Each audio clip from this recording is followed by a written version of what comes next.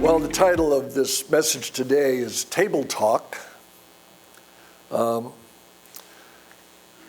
the reason for that is, there's a lot of stories in the Gospels about Jesus that involve tables. You find him at different events reclining at the dinner table with sinners, with tax collectors, with all sorts of people. He even gets the label glutton and drunkard for his trouble around the table. We have the Last Supper. Again, an instance where he's gathered with his disciples around the meal table, and he's instituting this communion by which all of his followers, all of us, would remember him. It seems that Jesus loves teaching around the table.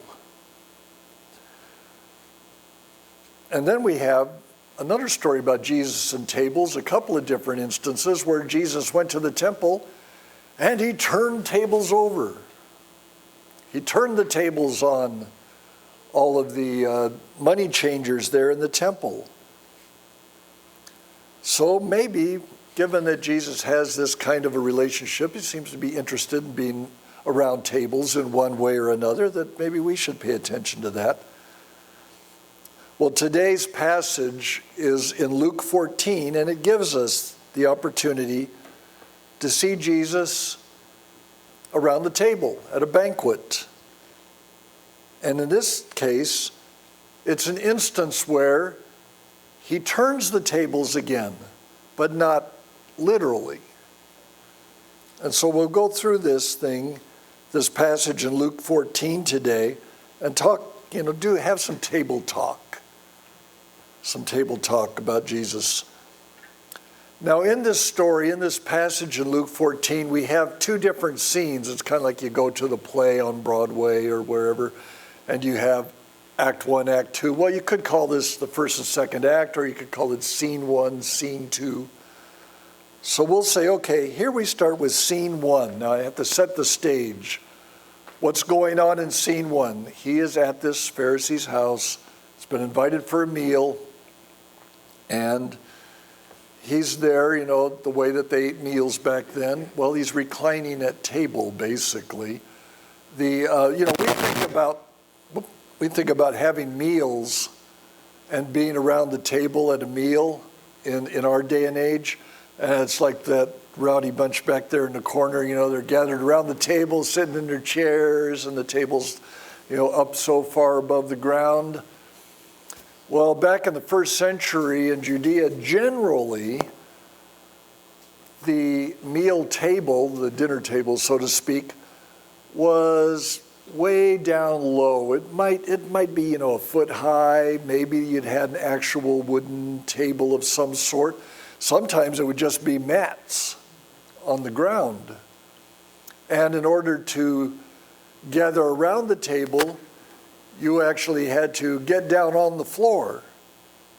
You might have a mat to rest on, you might have some cushions to help you, but you would either have to sit there with your legs crossed down on the floor, or you would have to be reclining, and we read about reclining at table, where you're just kind of, laying out there by the table, maybe propped up on one elbow, and then reaching out and grabbing your food and partaking. And I think that given the makeup of this particular congregation, that there's a whole lot of you that are glad that we don't eat in that style anymore, because, if this were the first century and we were all having this meal together, you would find yourselves getting down to eat and not being able to get up. Yes. I'm eating and I can't get up. So we can be glad that we no longer do it that way. It's kind of like, though, the style that you would do if you went to the park and you had a picnic lunch out on the lawn. everything is spread out, blankets and such, you're on the ground and you're arranging yourself however you can get comfortable to try to eat your lunch while you're sitting or laying down, reclining on a lawn. It's kind of a picnic style you could compare it to. And that's what's going on here as we begin this passage. It's in Luke, the 14th chapter. We'll begin in verse 1. One Sabbath, when Jesus went to eat at the house of a prominent Pharisee, he was being carefully watched. Okay.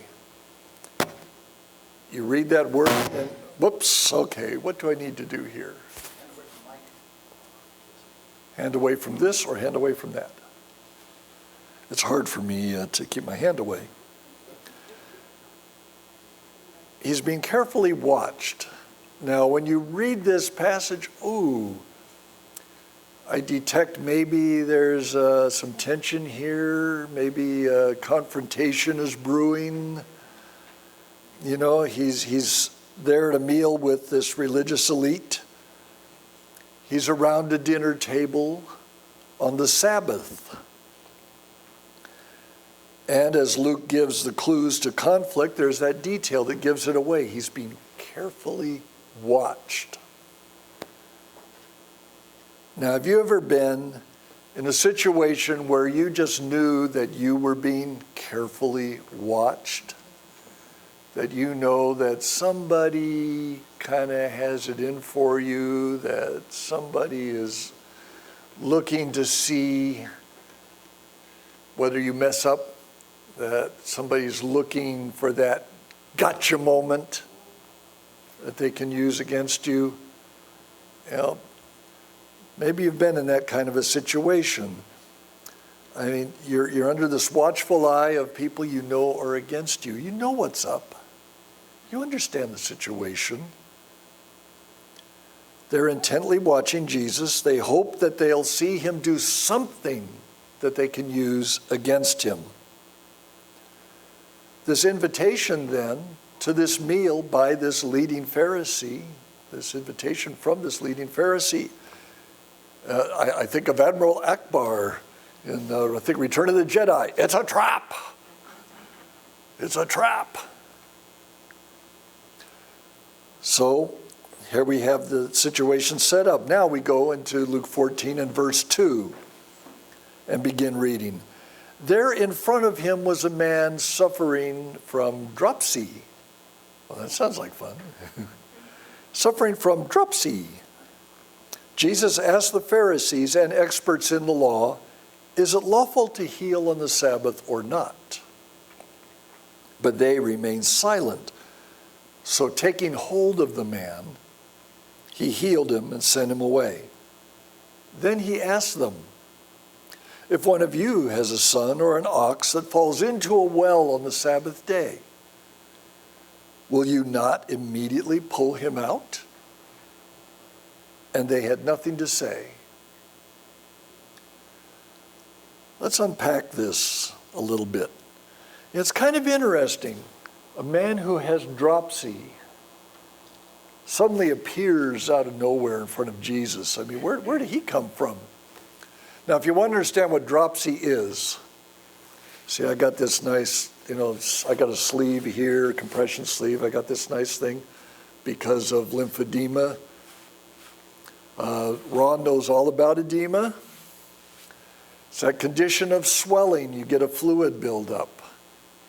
And so you get this swelling because of this fluid buildup. And we call it edema these days, but the old term for it was dropsy. So you have your examples of dropsy right here.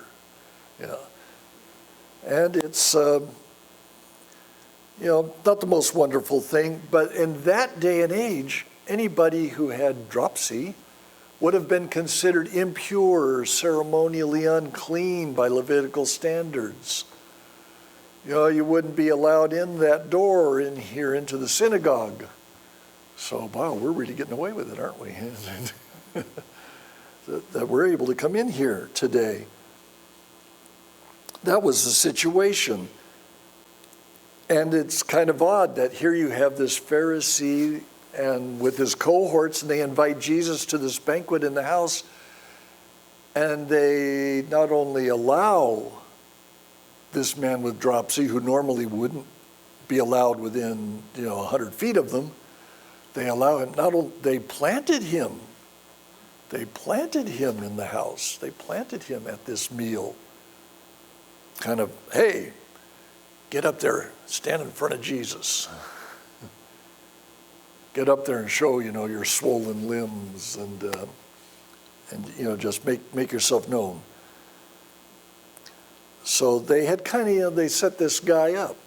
They set this guy up, and they actually were kind of breaking their own boundaries, in effect, by allowing somebody ceremonially unclean to even be in their presence, much less in the house, and then they're using him. So they were really going out of their way, taking these steps to position this suffering person in front of Jesus in hopes that maybe this could trap Jesus in some way. They're going out of their way to do it. This man with the dropsy is bait. He's bait. And we know that there's this trap because on top of everything else, this takes place on the Sabbath. Oh, they were really strict about what you could or couldn't do on the Sabbath. And so Jesus sees the trap. He knows what's going on. He knows they're carefully watching him. They know they're looking for something to use against him. And so Jesus is prepared for it on the Sabbath day. Now, why do these Pharisees and these experts in the law, these lawyers, why do they fear Jesus? We read it throughout the Gospels, and especially in some other passages.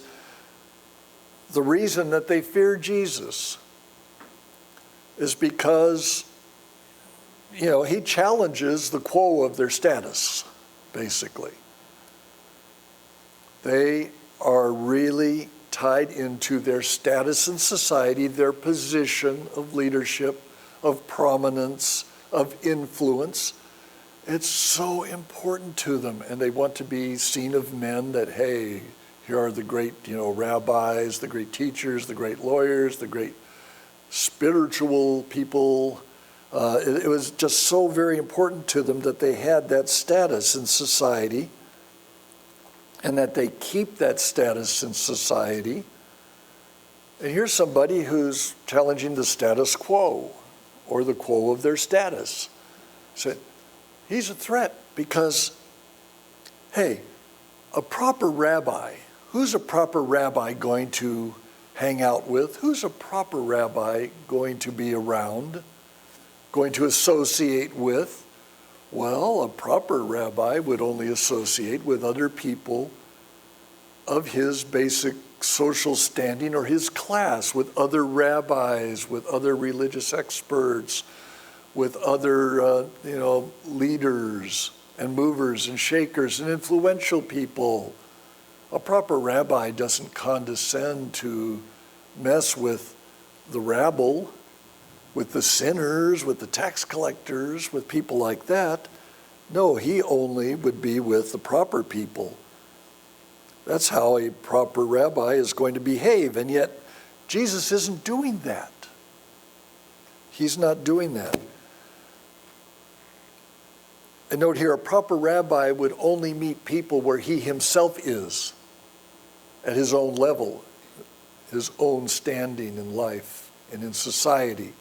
But Jesus doesn't meet people where he himself is.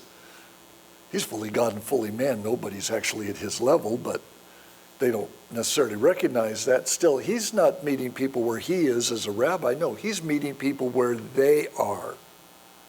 He's meeting them where they are. He eats with sinners. He eats with tax collectors. He also eats with Pharisees and with lawyers.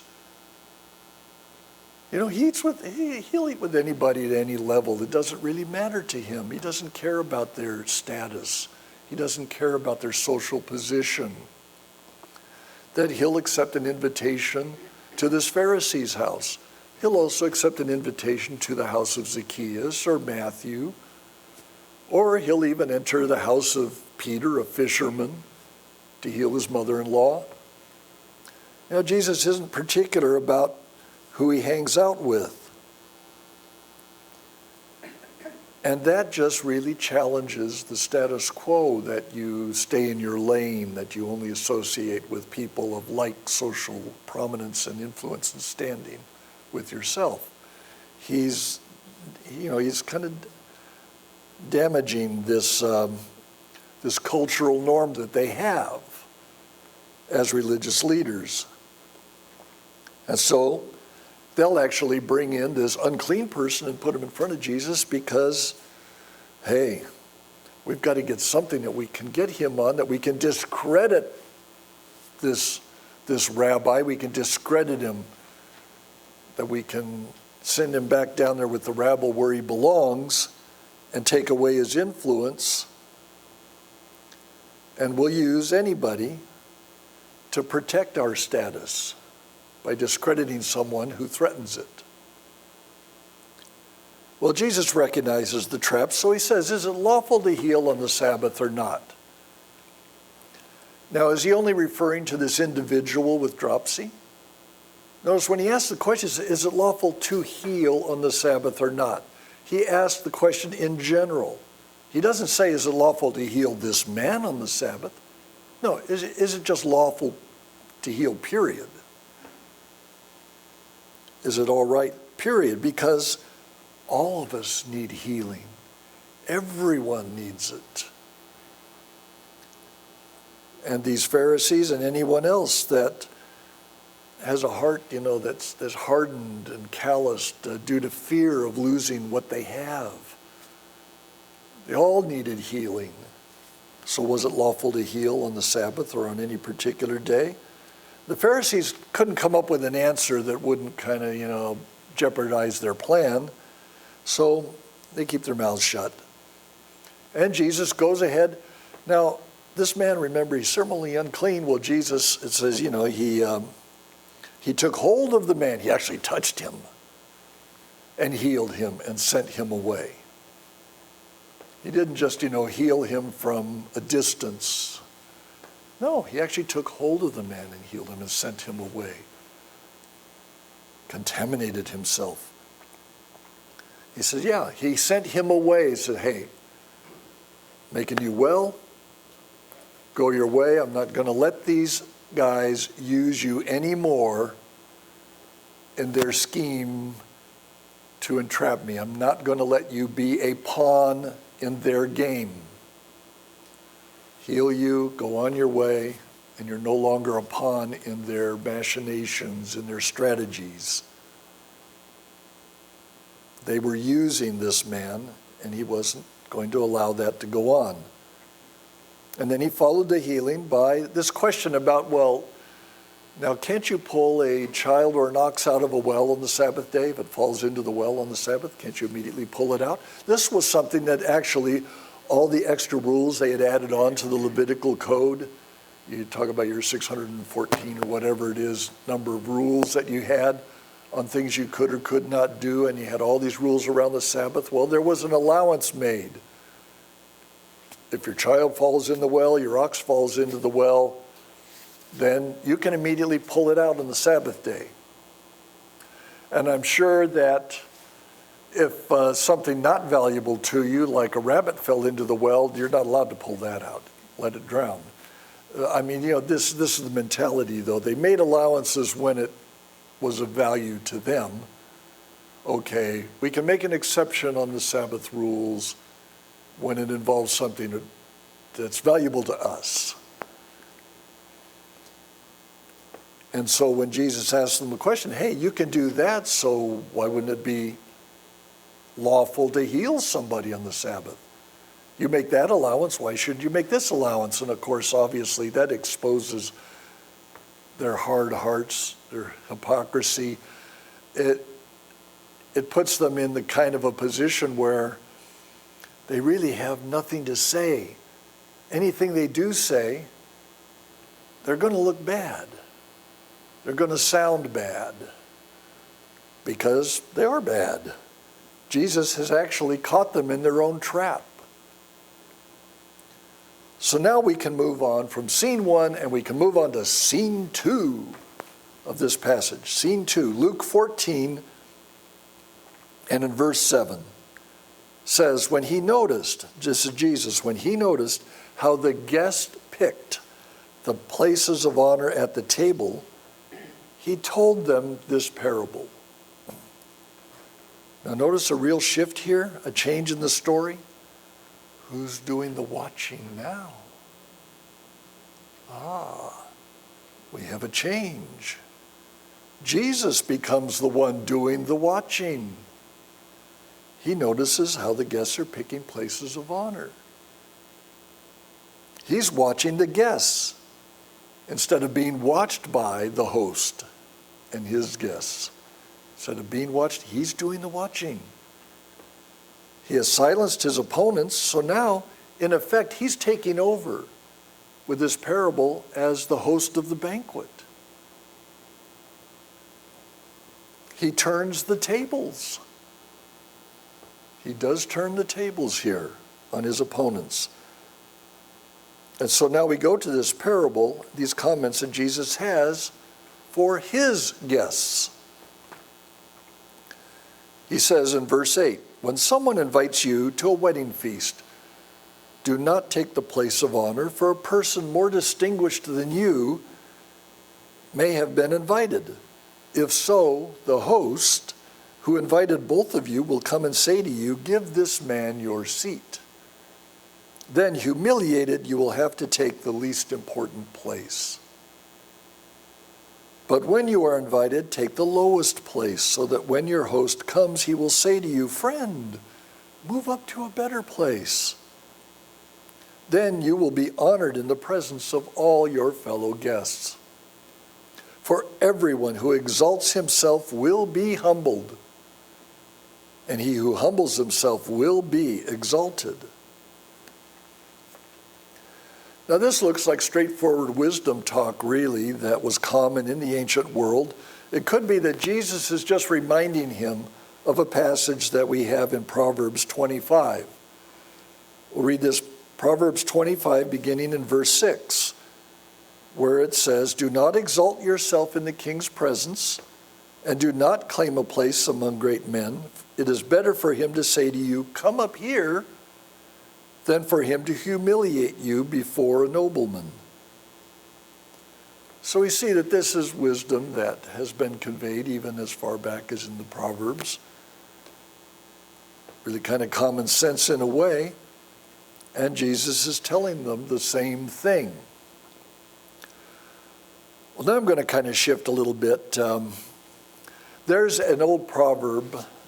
Actually, it's not all that old. I trace it back. It only goes back maybe 100, 150 years.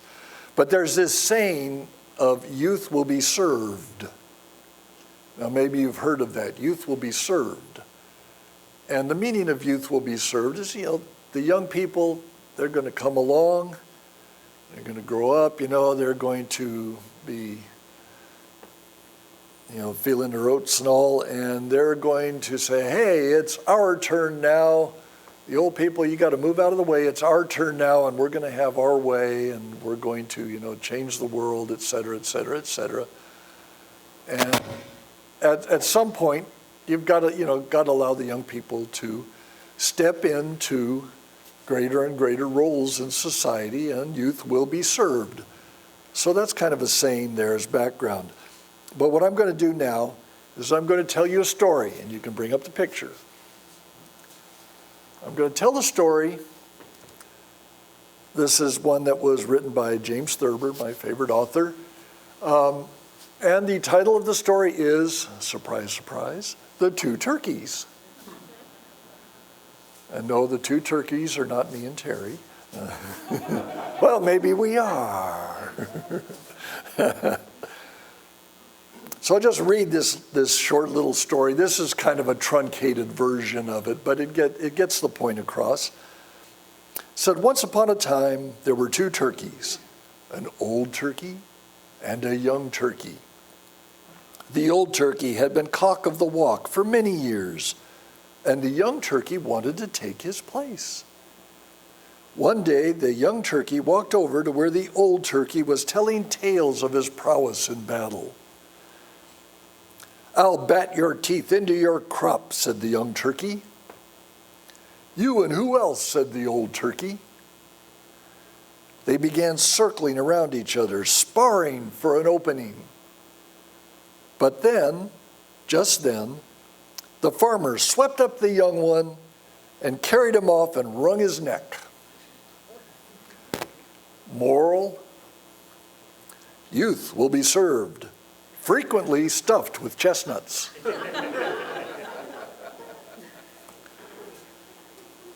You know, you go jockeying for position, you're jockeying for a better place at the table, so to speak, and you end up on the table in this case.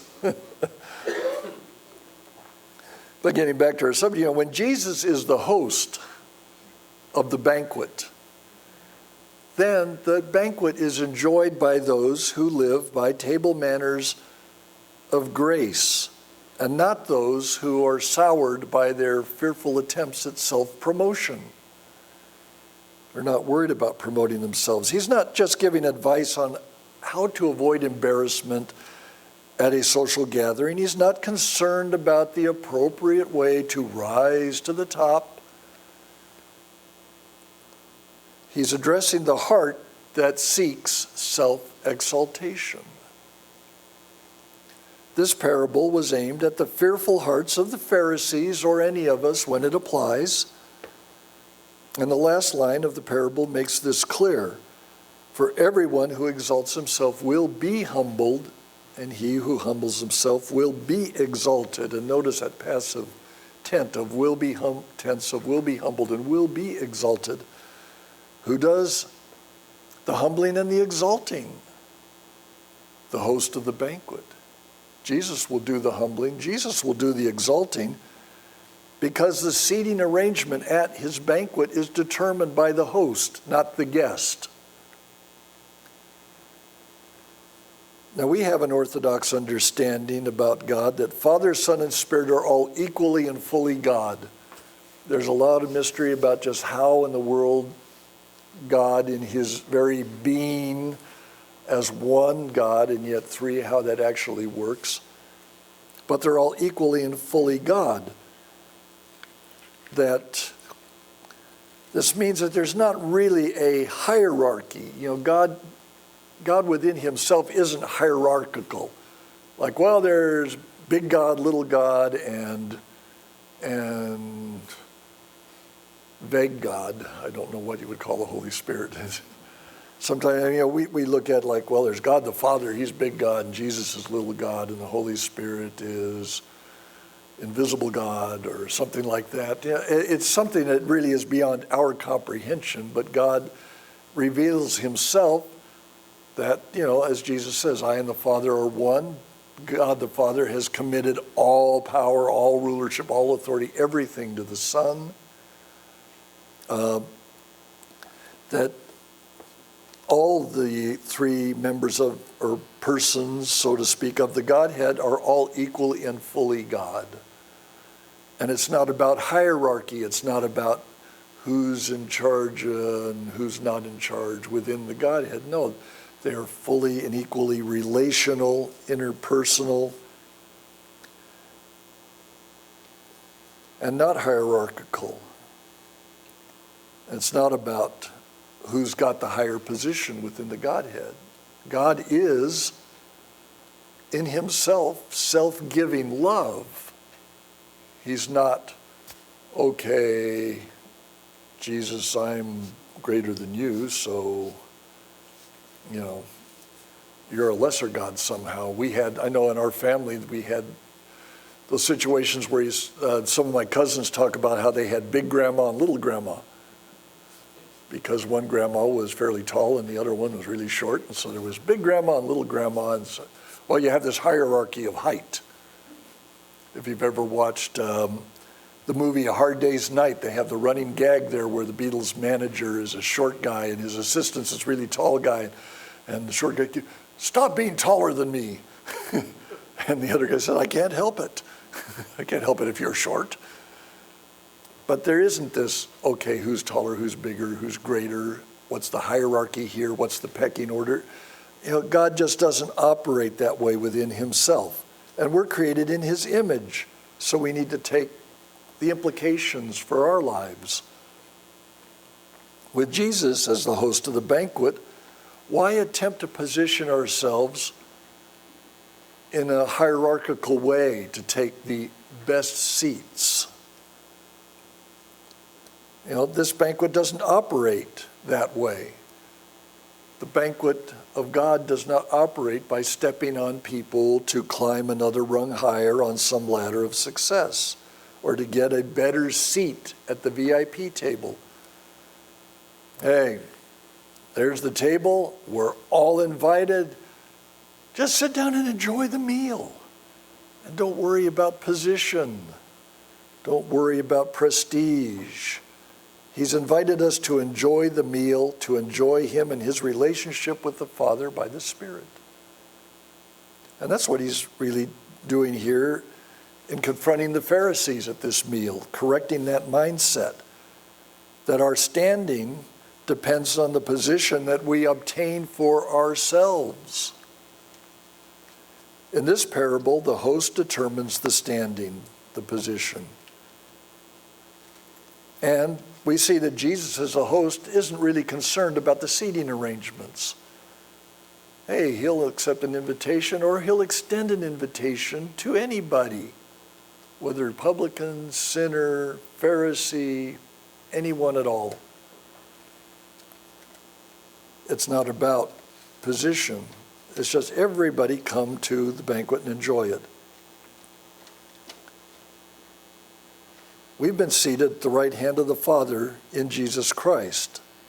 So we're all seated at the right hand of the Father. Hey, we all get the VIP seating. All the seats are VIP seats at his banquet. Our standing then with the host has been settled through his own humbling and exalting of himself through his death and resurrection. Well, after Jesus has addressed everyone in the room with this parable, he gets a little more personal. He adds a little word to the one who had invited him. In verse 12 of Luke 12:14, then Jesus said to his host, when you give a luncheon or dinner, do not invite your friends, your brothers or relatives or your rich neighbors. If you do, they may invite you back, and so you will be repaid. But when you give a banquet, invite the poor, the crippled, the lame, the blind, and you will be blessed. Although they cannot repay you, you will be repaid at the resurrection of the righteous. He's giving instructions on extending invitations. And instead of inviting only those who can help our standing, help our position, he wants us to participate in a life that has no need of hierarchy. I think about it in our day and age, maybe a good example for applying this is the concept of the photo op. You know how politicians and celebrities and such, they often will look for photo ops. Okay, who can I have my picture taken with that will make me look good, that will get me some votes? If I get my picture taken with so-and-so, it'll get me some votes. And I want to avoid having my picture taken with that person because that will cost me votes. And so they're always looking for the optics. And they're looking for the photo opportunities and trying to avoid the photo faux pas because they're always angling for how can I maintain or increase my position, my standing in society.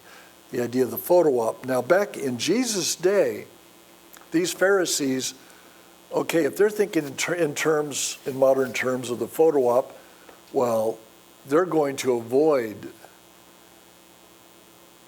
getting their picture taken with the poor or the lame or the blind or the people with dropsy or the lepers or anybody like that. They're going to avoid that. They only want their pictures taken with the rabbis and the rulers and the other lawyers and the intelligentsia and the other elites. Because there's something in it for them. Now we need to see that the point Jesus is making here isn't really so much about who you invite, but why.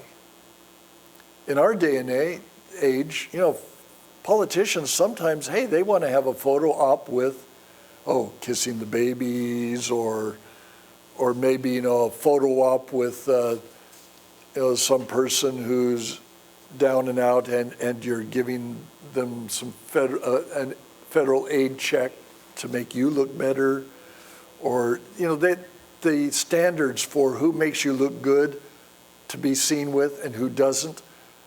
You got to think of it in our modern terms, aren't quite the same as the way it was back then.